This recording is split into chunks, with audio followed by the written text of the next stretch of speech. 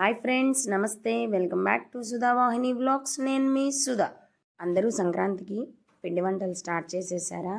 ఆ పిండి వంటల్లో ఇవి కూడా తప్పకుండా ఒకసారి ట్రై చేయండి. ఏంటి అనుకుంటున్నారా? అవేనండి చెకోడి. ఆలస్యం చేయకుండా ప్రాసెస్ స్టార్ట్ చేసేద్దామా? ముందుగా పచ్చిశనగపప్పు, పెసరపప్పుని ఒక హాఫ్ అన్ అవర్ ముందు నానబెట్టుకొని ఇలా పొడి క్లాత్ మీద ఆరబెట్టుకోవాలి. స్టవ్ వెలిగించి మందపాటి కడాయి పెట్టుకొని అందులోకి 3 గ్లాసెస్ వాటర్ వేసుకోండి.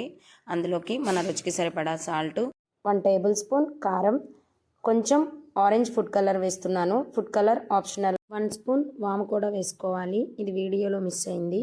ఇవన్నీ వేసి వాటర్ని ఒక 10 నిమిషాలు బాయిల్ చేయాలి.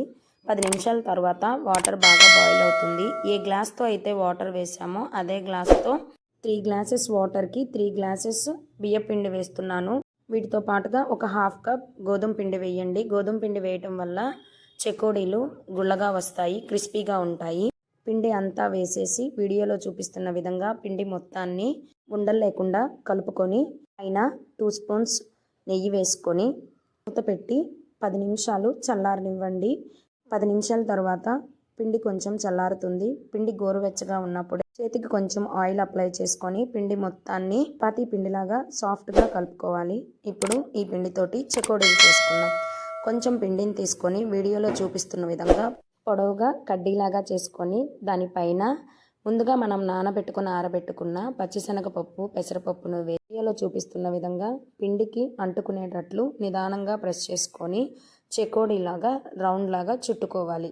పప్పుల్ని నిదానంగా ప్రెస్ చేయాలి. చెకోడీలు చుట్టిన తర్వాత కూడా ఒకసారి పప్పుల్ని ప్రెస్ చేసుకోండి. డీప్ ఫ్రై చేసేటప్పుడు ఊడిపోకుండా ఉంటాయి. ఇలా అన్ని చెకోడీల్ని చేసుకొని డీప్ ఫ్రై చేసుకోవాలి. స్టవ్ వెలిగించి డీప్ ఫ్రైకి ఆయిల్ పెట్టుకోవాలి.